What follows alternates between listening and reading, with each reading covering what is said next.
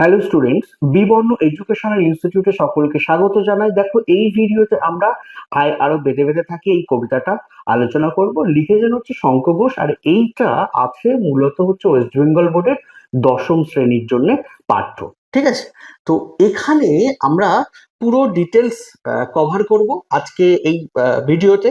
কিভাবে দেখো, প্রথমে কবি পরিচিতি সম্পর্কে একটু আলোচনা করব, তার পাশাপাশি বিষয় সংক্ষেপ, এখানে উৎসটাও আমরা আলোচনা করব, নামকরণ এবং কবিতা পুরো ডিটেলসে আলোচনা করব। ঠিক আছে, তো চলো শুরু করা যাক।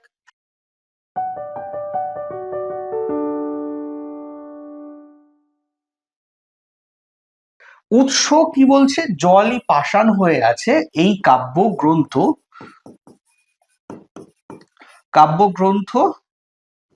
ঠিক আছে, এই কাব্যগ্রন্থ থেকে এই কবিতাটা নেওয়া হয়েছে। ঠিক আছে, তাহলে জলই পাষাণ হয়ে আছে, উৎস কিন্তু তোমাদের মনে রাখতে হবে। পরীক্ষার ক্ষেত্রে প্রায় বলে আর কি যে আয় আরো বেঁধে বেঁধে থাকি কাব্যটা কোন কবিতাটা কোন কাব্যগ্রন্থ থেকে নেওয়া হয়েছে। তাহলে এটা হচ্ছে কি জলই পাষাণ হয়ে আছে। আর একটা জিনিস একটু বলে রাখি, এই উৎস মানে কাব্যগ্রন্থটার যে কবিতাগুলো আছে সেগুলো রচনাকাল হচ্ছে 2001 থেকে 2003 পর্যন্ত সময়কালের মধ্যে, আর এটা প্রকাশিত হয়েছে 2004 খ্রিস্টাব্দের মধ্যে।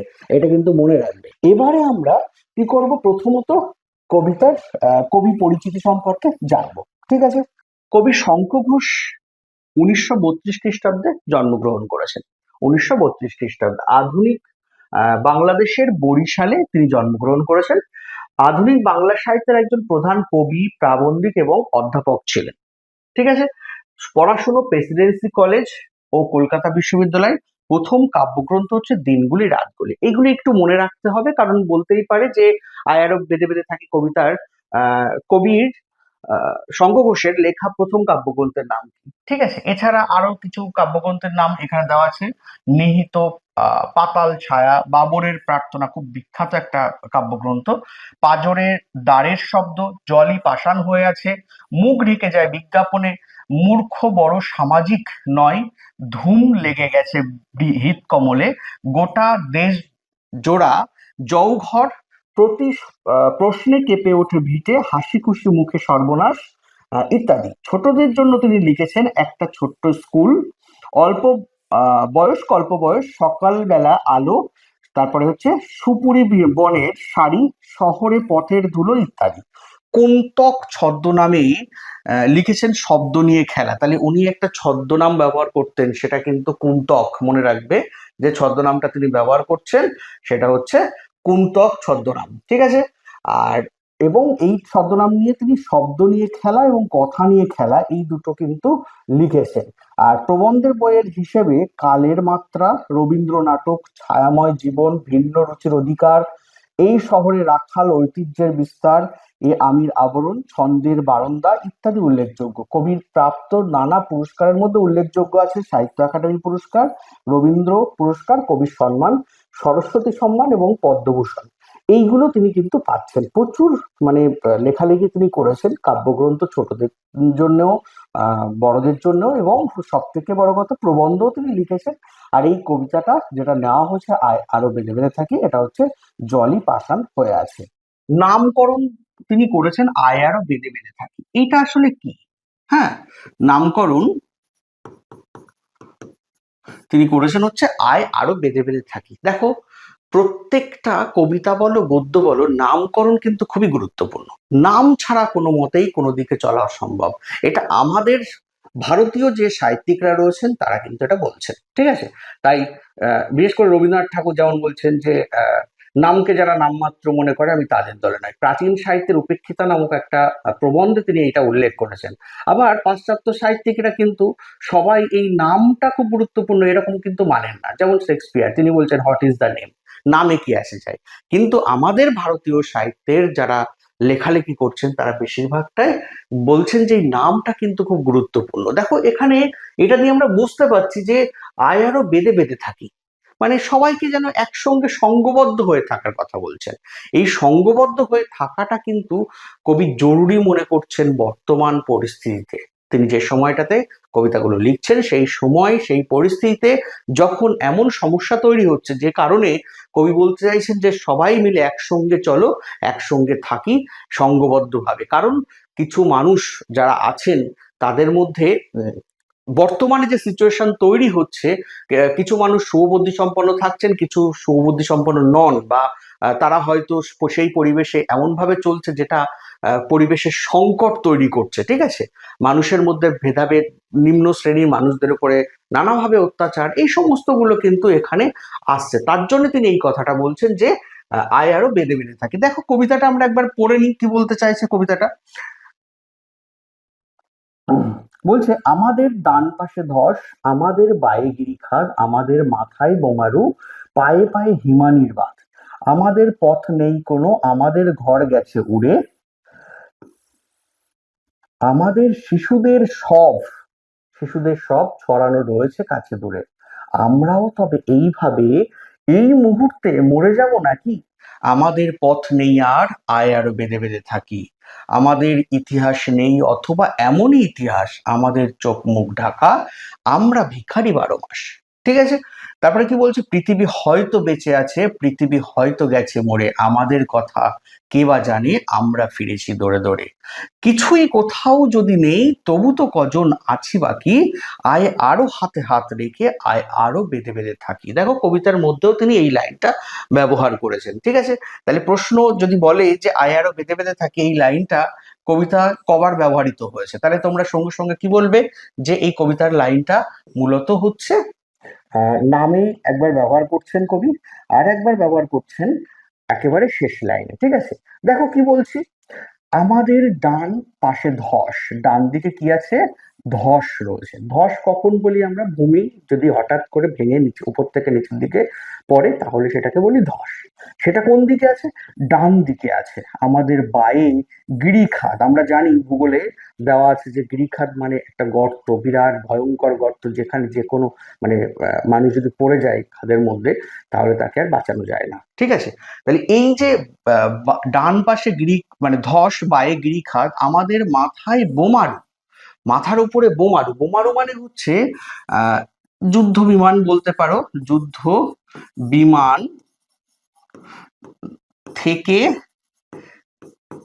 যা ফেলা হয়, হ্যাঁ হয়, অর্থাৎ বোম, বোম ফেলা হয়, তাই বলছে মাথার উপর থেকে, মাথার উপরে রয়েছে বোমারু, আর পায়ে পায়ে হিমানির বাঁধ। হিমানি মানে হচ্ছে বরফ, হিমানি মানে কি, হিমানি মানে হচ্ছে বরফ, বরফ, বরফের বাঁধ।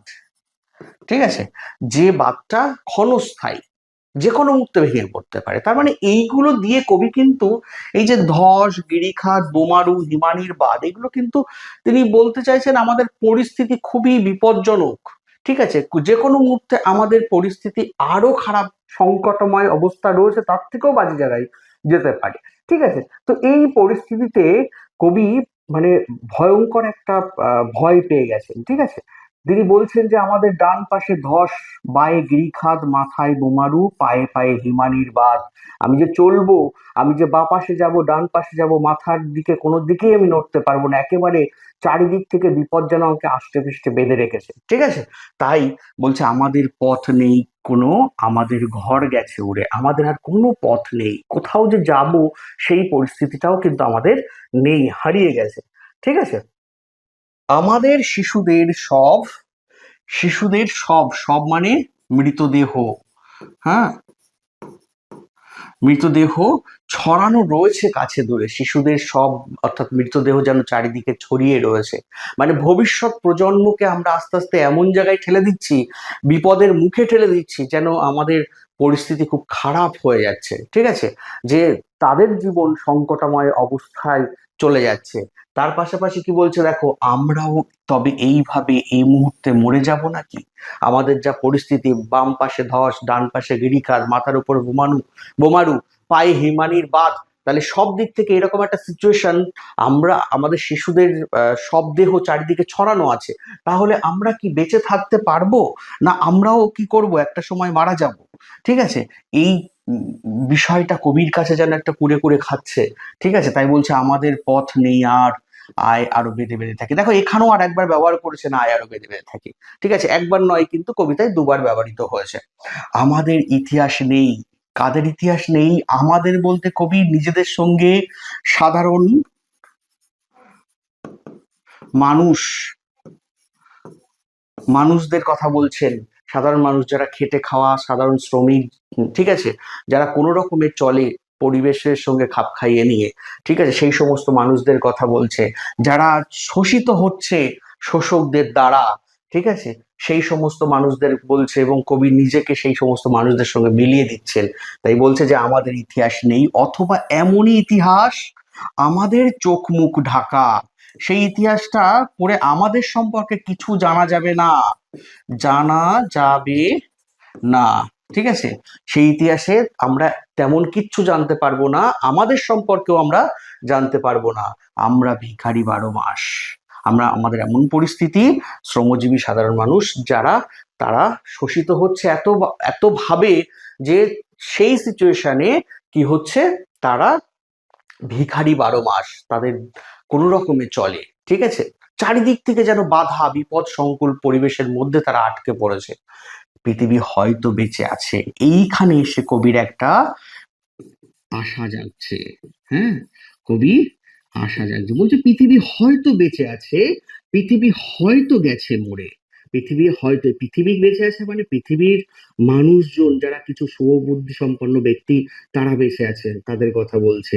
তাই বলছে পৃথিবী হয়তো গেছে মরে, পৃথিবী হয়তো বেঁচে আছে, পৃথিবী হয়তো গেছে মরে, আমাদের কথা কে বা জানে, আমরা ফিরেছি দৌড়ে দৌড়ে, আমাদের কথা কেউই জানে না, ঠিক আছে, আমাদের যা সিচুয়েশন, আমাদের কথা কেউই জানে না, তাই আমাদের বলছে যে কথা কে বা জানে, আমরা ফিরেছি দৌড়ে দৌড়ে, কিছুই কোথাও যদি নেই, তবু তো কজন আছি বাকি, তবু তো কজন, হ্যাঁ, এই কয়েকজন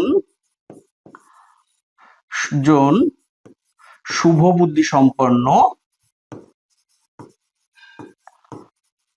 সুবুদ্ধি সম্পন্ন ব্যক্তি আছেন, যারা পারেন হাতে হাত রেখে আরো এগিয়ে চলতে, আয় আরো বেঁধে বেঁধে থাকি। তাই কবি বলছেন ওই সুবুদ্ধি সম্পন্ন মানুষ যদি একসঙ্গে সঙ্গবদ্ধ হয়, তাহলে কিন্তু ভবিষ্যৎটা আরেকটু পরিবর্তন হতে পারে, এবং প্রতিবাদী মুখর হয়ে উঠতে পারে। সাম্রাজ্যবাদী যে সমস্ত মানুষজন রয়েছে, যারা ধনিক শ্রেণীর প্রতিভু, যারা প্রতিনিয়ত শোষক শ্রেণীর হয়ে শোষিতদের উপরে অত্যাচার করছে, তাদের থেকে তাদেরকে বাধা দিতে পারবে, তাদের এই চারিদিকের বিপদ থেকে তারা সবাই মিলে একসঙ্গে রক্ষা পেতে পারে।